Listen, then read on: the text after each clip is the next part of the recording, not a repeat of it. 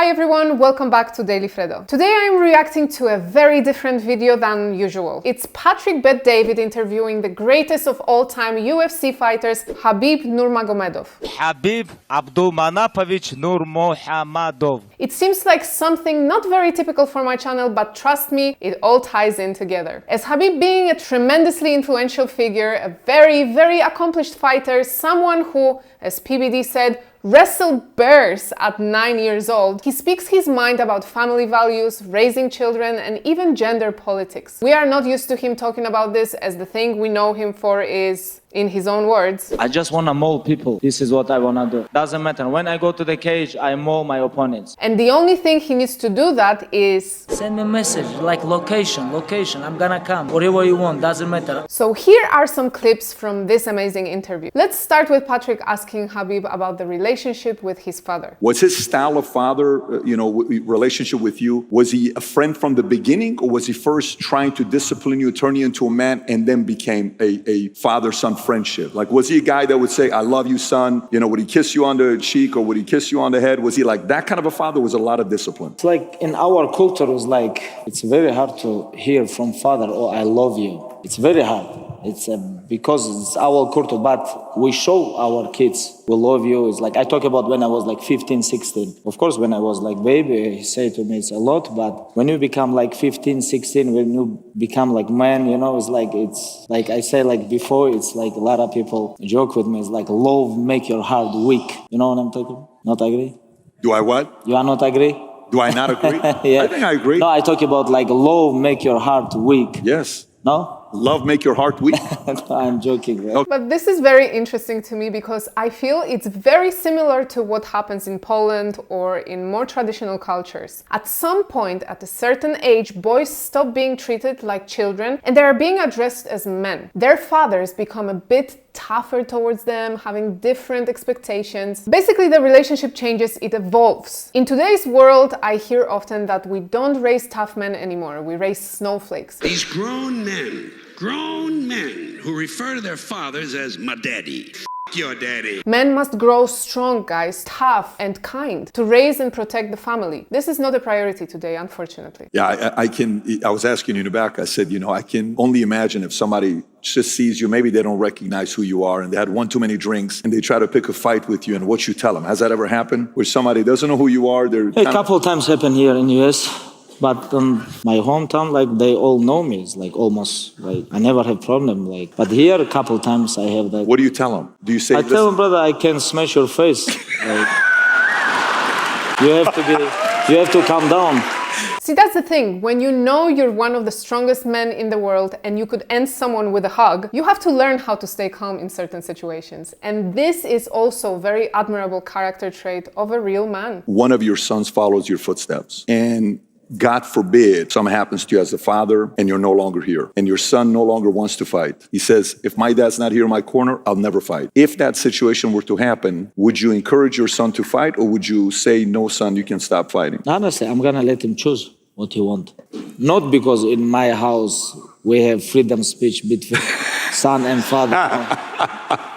I'm still boss, but I'm gonna let him choose. But like about professional life, I'm not gonna force him at all. And because my father was great competitor, he was one of the best coaches. And but like what difference between me and my father? I am world champion.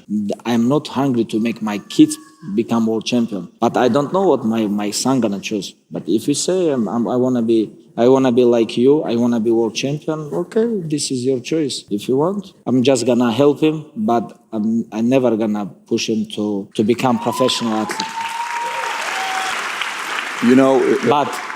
But he have no choice about one thing. He's a man and he's gonna train. You have to be strong. So this is obviously a touchy subject for Khabib. If you watch the full interview or if you know a bit about this fighter, you will know that his father meant the world to him. They had very special relationship. He was his coach and his idol.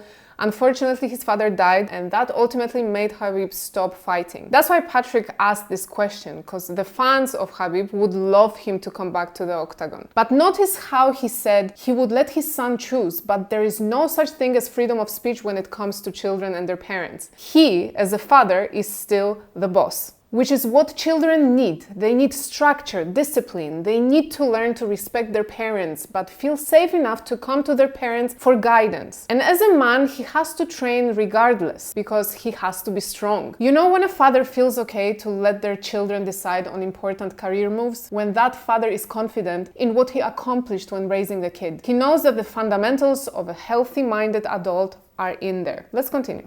What do you think in America, you know, there's a lot of weird things going on with parenting, kids, what they're teaching in schools, and we'll get into that here in a minute. But what do you think is a father's role in a son's life, and what is a father's role in a daughter's life? Do you think those are two different roles? I think so. I think it's like completely different. Please. First of all, like about schools, our kids spend first of all, they sleep 8 hours, right? They wake up morning, they go to the school, they spend there like 8-9 hours, and we don't know with who they spend time. Maybe these teachers, you don't even know what they're thinking, what they have on their mind, and you let them to give education to your kids. It's very dangerous. If you not agree with these teachers on your life position, but you let them teach your kids, and when they become 16, you want they become like you. This don't work. You have to control who teach your kids, and a lot of people miss this. And Can I clap? I agree 100%. This is one of the biggest anxiety triggers for parents today. Because there is so much freedom in schools today, the values pushed by education system, new sexual education guidelines, which I'm talking about in one of my recent episodes, you can watch it here. All of those things are pushing you further and further from your kids. a lot of crazy people, they're working in school too, and they give education to your kids. But if you talk one-on-one with them, like, you're not gonna spend with them even 5 minutes. But they spend with your kids 8 hours every day. What a point. You know, it's like very dangerous thing. Yeah. You have to control this. Very true. Take time to get to know your kids' teachers. If you wouldn't want to have anything to do with them, why would you let your kids be taught by them? And about son and daughter, of course, we are not same. This is what I think, because woman is different, man is different. And how is it that that's the most controversial statement of our times? Come on, cancel him. Cancel Khabib, I dare you. man is like my son, like what I teach my son, I cannot teach my daughter. I'm like completely different with daughter and son. Maybe I'm a little bit strong with son, but I'm very open with my daughter. And I don't know, I just a couple years ago become father, brother. Why you push? What do I know? You bring your army back from hell. At the end of the day, we all are just winging it. You all are. Act accordingly. But he gave a simple and correct answer. It doesn't mean you love one less than the other. You approach your daughter differently than your son. You bond over different things. A lot of it doesn't even have to do with their gender, but their characters, interests, personality. But if you had kids, a boy and a girl, you know that you approach each differently. Let's see the next clip. In America, we have a few hundred genders. How many genders do you guys have in Russia? Just very... I know you're a math guy, that's why I'm asking. I think maybe there's a... Like...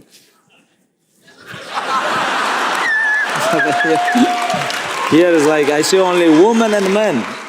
There is no between. Got it. Got it. No between. Maybe kids. You know, This is like... It's crazy. It's crazy. It's like first time in my life, couple weeks ago, and I was in California. I was like on coffee shop. It's like, I really want to go bathroom. It's like, can I go bathroom? Okay, they told me code, and I'm coming like 2 bedroom, all gender, all gender. It's like, what is this? Where I have to go? First time I said, like, I stopped, like, I stayed like 5 seconds there, like. Where's woman? Where's man? I locked the door. Anybody inside? Guys, we're laughing here, but really, the current norms in America or Canada and other big countries are very foreign to some of us. When we travel and see this happening, it's like we woke up from a 30-year coma. Gender politics escalated the culture shock to the maximum. It's so great to see someone speak so confidently about his values, his family, about raising strong men. There aren't enough idols like that in our times for little boys to look up to. I also love that he speaks about the importance of the father figure in the life of a young boy. Mother and father have naturally different roles in the family, but this is being called a stereotype today, or sexist, or toxic masculinity. Here are some of the comments on the interview. No alcohol, no partying, no smoking, no showing off money or jewelry, no parading in yacht, and no silly nonsense on Twitter. Just pure discipline, hard work, and dedication. True athleticism. Who wouldn't want their little boy to look up to that? Another one, he made a promise to his mother that it would be his last fight because his father passed away and she was scared. Imagine trying to offer Khabib $150 million to come back and he laughs in your face because his word to his queen is worth more than what this world can offer. What an honorable man. Another one, amazing interview. This man embodies the definition of a true man. Children need to follow his example. The whole interview lasted over an hour. I am linking the original in the description for you. It is so worth watching, I promise you, if you haven't already, obviously. Khabib is a fascinating person. He is young and already an icon in UFC, but most importantly, a man who believes and talks about true life values. But as usual, I want to hear what you guys think, so please let me know in the comments. Here are some more videos from me you can watch, and of course, subscribe to my channel, turn on the notifications to never miss another Daily Freddo episode. And for even more content and daily updates, follow me on Instagram at Daily Freddo. That's all for today. Have a good one. I'm from big mountains and we have only two genders.